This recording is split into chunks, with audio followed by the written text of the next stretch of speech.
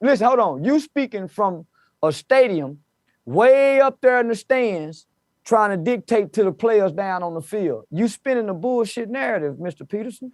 Listen, you trying to spin a narrative of children join gangs, not grown adults with fully functional developed brains. No kid is saying, hey, I'm joining the gang because I'm looking for daddy.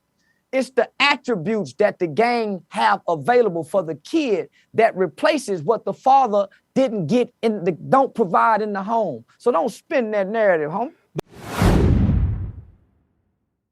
I have with me today Charleston White. He is the founder and CEO of HYPE, which stands for Helping Young People Excel.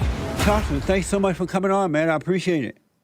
Yes, sir. It's a pleasure to be here. Thank you, man. So were you raised by both parents? Were both parents in your home growing up? No, sir. I'm the product of what I like to call the typical traditional African American home, the single parent home, right? Yeah. 73% of African American homes in this household are headed by single Black mothers. And so I'm the product of that. Right? But back during that time, I was born in 77, so the 80s, there was somewhat of a stigma to single mothers, and then there was not a lot of help for single mothers. And so my mother was the backbone of our family. Did you have any relationship with your father growing up? No, sir, I didn't. No contact at all? My dad was in the Navy. My dad retired from the Navy and battled with mental illness. And so I probably can count on two hands how many times I've seen my father in my lifetime. So what was it like for you not seeing him and being with him growing up? Did you yearn for him, or what was it like? All children, especially boys and girls, yearn for their father. There's a strong desire. Yeah. Not having a father there, right? And your mother not having the words or the understanding, or maybe the time to explain to you what it's like to not have a father, right? So most single mothers are working. So as a kid, you have questions. Where's my dad? Why is my dad not here? You may have a neighbor. I had a Hispanic guy by the name of Brian Alaniz. Brian Alaniz had a father. So I spent the night at Brian's house. Spending the night at Brian's house gave me a dad at times, right? Yeah. So you get to see what a family structure looked like. Then when you go home, you have questions. You have internal thoughts. So as a kid growing up, mom working. So when I'm getting out of school, mom's going to work. You feel unloved, right? You feel rejected. Then that turns into hurt. So there's a pain that just simply revolves around the fact of a father being absent, that this kid is feeling, right? He can't articulate it, right? No one's sitting him down, and he's not going through counseling. So that's where the behavior begins to transpire, right?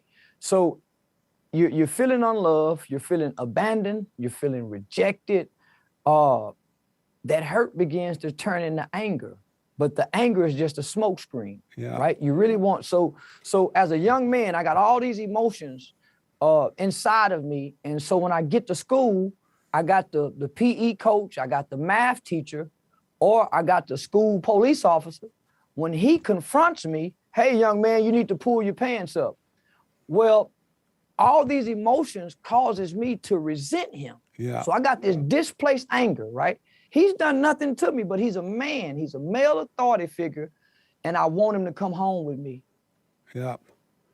I wish he can come home with me. So I resent you telling me what to do, trying to correct me, and you can't come home with me.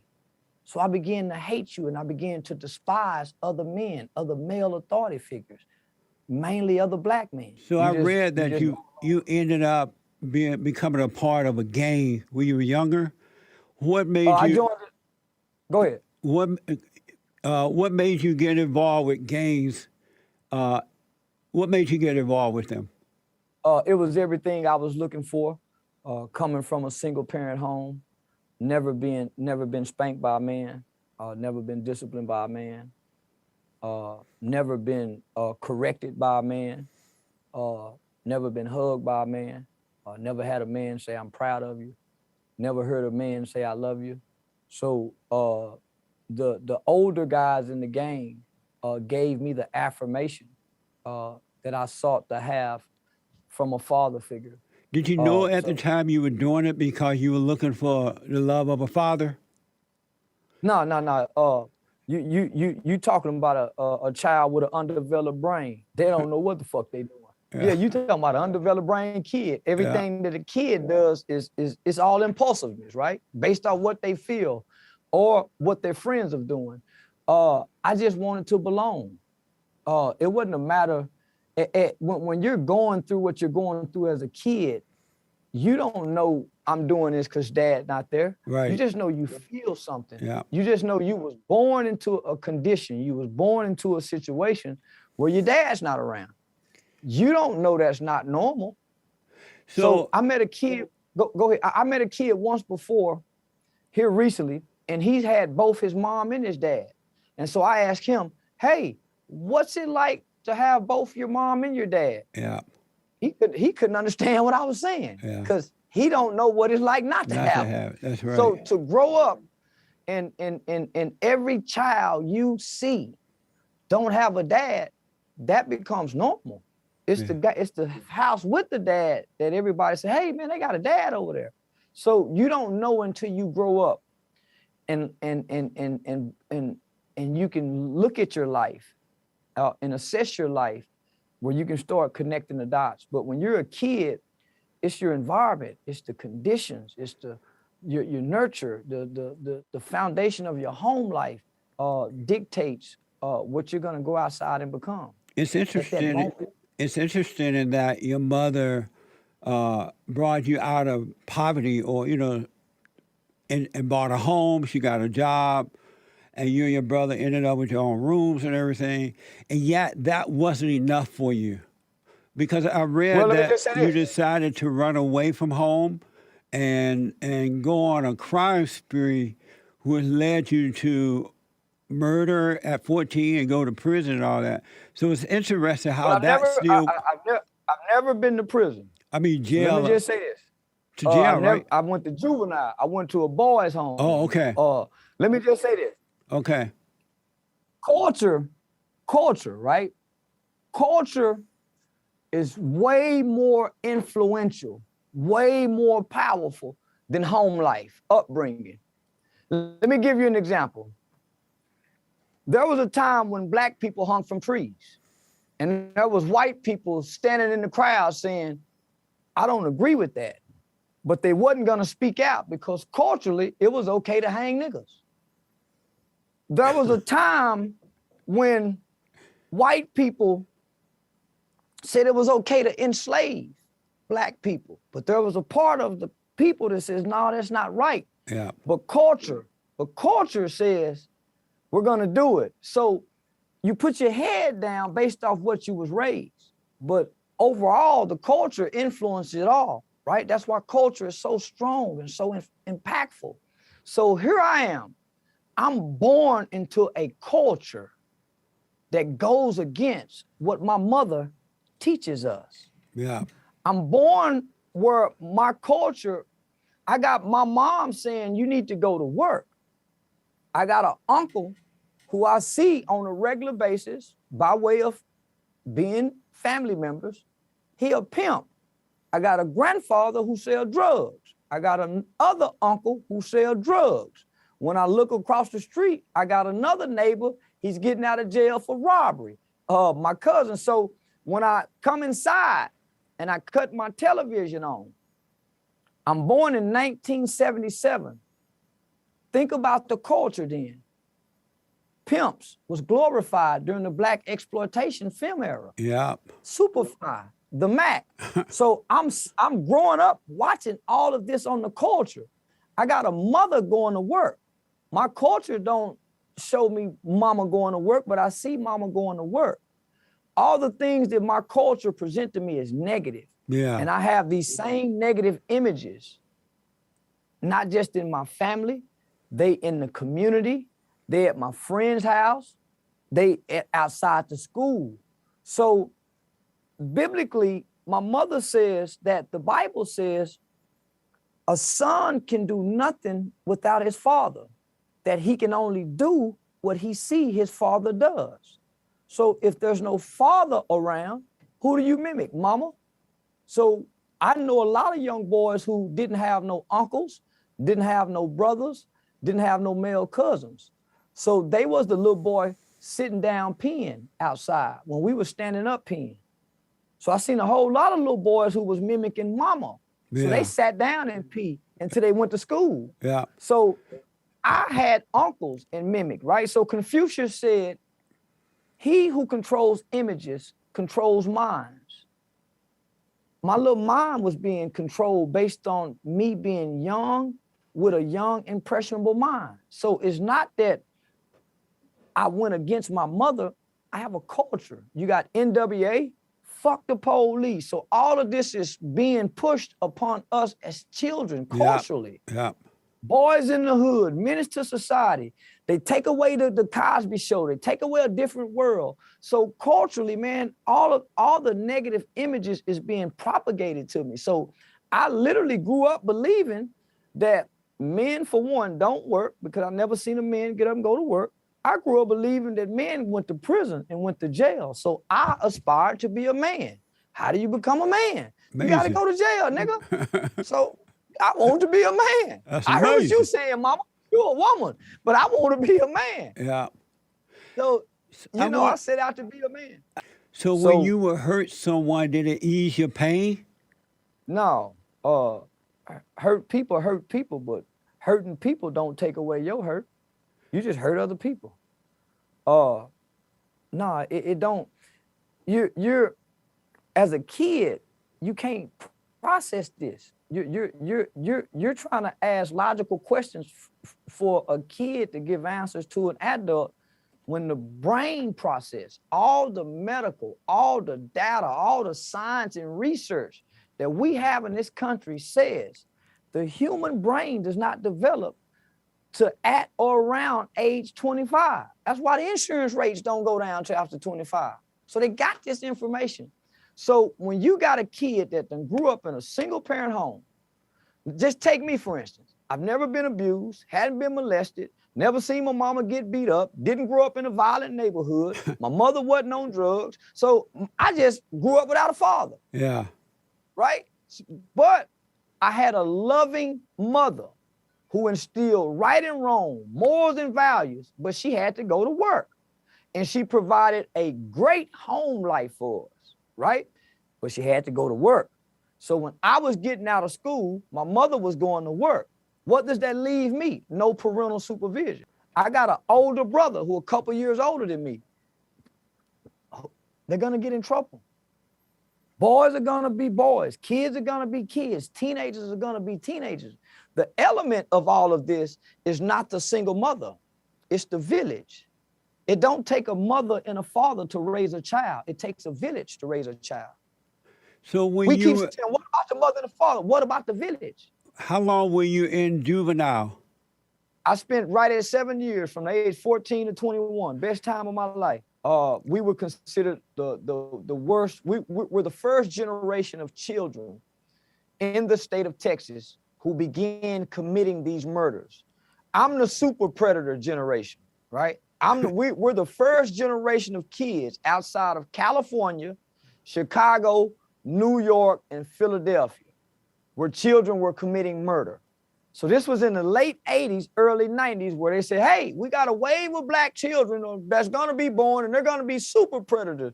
They're gonna be bigger, they're gonna be faster, they're gonna be stronger, they're gonna be heartless, and they're gonna be incorrigible. That's what your Democratic leadership said. They're gonna be incorrigible. And the word incorrigible said that we weren't gonna be able to change.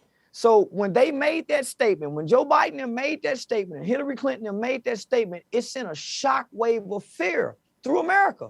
And so they started making laws, tough on juvenile crime. So they started sentencing 13-year-olds, 14-year-olds in this country, giving them life without parole. with no possibility of ever getting out of prison for things that they was doing at age 12 and 13 and 14 years old. So I fell in that first group of children. It's just that I had a governor. I went into a juvenile facility where people was working with children who committed some of the most heinous crimes. I'm talking about some of the most heinous crimes in the history of this state. And they still treated us like children. Amazing. How did you It's so overcome hating whites? Oh, I started white girls at an early age. Yeah, I started on white girls at early. I ain't bullshit. My mama moved. Listen, I'm one of the first niggas to live among white folks in the 80s. My mama moved us to Pantego, a notoriously known all-white community. Yeah, I went out there and realized white girls like niggas. Yeah, fuck you. Yeah, my mama them say, my mama, my grandmama them say, hey, listen, they not racist, but a black woman's biggest fear, if we move around white people, the white girls go holler rape. We done seen what happened to Emmett Till and every other nigga that liked to chasing that white girl cock. So no, man. Oh shit, no, man. Once I went to white girls, ain't nowhere in the world like I hate white people. Good at white girl pussy. So what do you think about this war that's going on between the blacks and the whites today? Black Listen, people, it's gonna be over with. I tell niggas all the time, go make a baby with white girl. But, man, most listen, black people white think girl, that white people are their enemy today. What do you think they about don't think that not after the Kardashian, after keeping up with the Kardashian racism is just about to be over with. But they use it for everything. The mulatto, I got mulatto babies, so I don't know racism. Yeah, listen, I'm one of the only niggas I know done damn near every race of woman you can think of. I done had loud pussy, Japanese pussy, so I don't know nothing about racism. If that's how you stop racism, and shit, orgies, parties, but that's how you stop that shit. But the mulattoes is gonna save us. Because of time, I want to ask you a few other things here. Do you believe that? I know that there's no such thing as racism. I believe that our battle is a spiritual battle, a warfare between good and evil, right versus wrong, and no such thing as racism. It's a spiritual battle. We not dealing with. That's why I say racism is so far embedded. My generation can't see it. We don't know what race. So I'm with you on that. Yeah. I'm with you. We looking for racism, and racism is too deep for us to see. Yeah. You got to go deal with an old motherfucker to deal with racism. So we dealing with good and bad. Yeah. Right and wrong. Yeah. Listen, hold on. You speaking from a stadium way up there in the stands, trying to dictate to the players down on the field. You spinning the bullshit narrative, Mr. Peterson. Listen, you trying to spin a narrative of children join gangs, not grown adults with fully functional developed brains. No kid is saying, hey, I'm joining the gang because I'm looking for daddy. It's the attributes that the gang have available for the kid that replaces what the father didn't get don't provide in the home. So don't spin that narrative, home. But do you believe that if those adult gang members had fathers growing up, would they be a part of a gang as an adult? Listen, I know niggas who had daddies and mamas join the gang. I know guys that had, I know well-to-do, affluent people who join gangs with mothers and fathers. And why would they join them? I don't know. I ain't had a mother and father to be able to say but have you ever asked those grown ones, the ones you ran into? Listen. I don't know no grown people join gangs. I don't know no grown-ups join gangs. You're talking about children with undeveloped brains, mostly come from traumatic childhood backgrounds, dealing with mental health and substance abuse problems. What the they go join? And so, but you never ran into an adult along your way of life since being in the world. Have you, especially since being out and now you understand what's going on, have you ever ran into adult men or women who are in gangs and they didn't explain why? You never ran into that? I used to teach a class, and I want you to hear me good. I used to teach a class for all the adult prisoners that came back to Fort Worth, Texas, that was released from prison. At the Central Parole Office on McCart, I used to teach the class every Tuesday and Thursday with an organization with other chaplains. The main chaplain was Chaplain Jerry Carver with Welcome Back Tarrant County. And I tell you, I have never met a grown adult member to coincide with what you're saying, brother. Maybe you should come down here and meet some of these gang-banging niggas. I lived in LA with them. I know all most of the original founders of the sets. I've been inside the juvenile facilities. I've been inside the prison. Right now, I teach an anti-gang cognitive intervention inside the schools that 5 other schools just picked up. I got 20 other men, all businessmen, former NBA players, NFL players, rappers managers, all coming to these schools with me to teach this gang program. And I'm telling you, I have never seen a grown adult give the reasons of the narrative of what you're trying to spin right now, fam. So let me ask, America, are you proud to be an American? When the DC snipers was doing what they was doing. What do you mean by that? When Gavin Long and Makai Johnson died. Oh, yeah, I for know you're black talking people. about. Yeah. I was proud to be an American. How about now? Yeah. The shit I done got to do to white hoes and white people and get away with, man. I'm so goddamn proud America gives second chances. Most black men won't never get to kill a white man and talk about it. So you goddamn right, I'm proud to be American. I got to stand over a white boy and watch him die and tell my grandkids what kind of facial expressions they make. And so you love America? Just like, listen, right now, I know it's a white boy with a leather jacket made out of a nigga's back. It's a white boy right now, every family reunion or every Christmas, he bring out some nigga ears they cut off. Let me ask you this. Don't try to come telling me about nigga, I'm proud to be an American. This where the niggas was made. Where the niggas was made. What's your impression? Made in America, niggas. What's your impression of Donald Trump, the great white hope? Oh, I love it. So I love it. Man, any mother man that say he walk up to a woman and grab a and she love it and he don't apologize, oh, that's my kind of man now. Cause that's the type of shit I do. Walk up to a hoe and just grab a come here, baby. What's your impression of Joe Biden? I can't stand that mother. Yeah, he hate niggas. He even said it. I don't want my kids going to school with no jungle. Is that what he said? Yeah, he one of the most racist white men we'll ever know today. But he hide good behind liberalism. Donald Trump. How about Camilla? Go ahead, finish that point. Donald Trump been loving us, and we've been loving him from the 70s, the 80s, the 90s, and the 2000s. I don't know where this new shit come from. We love Donald Trump, my household. Yeah. How about Camilla Harris? Say we don't like Asian people in the black community. Ain't she Asian? I think she's Canadian. She's half black. Oh, yeah. We don't know now black motherfucker from Canada but Drake. So no, we don't like her. Yeah, we barely like Michelle. What the fuck you talking about? I like Kennedy wife, Jacqueline. Yeah, Barbara Bush. Them my people. Nancy. Yeah, at least Nancy came up with the DARE program. Camilla Harris ain't came up with shit. Yeah.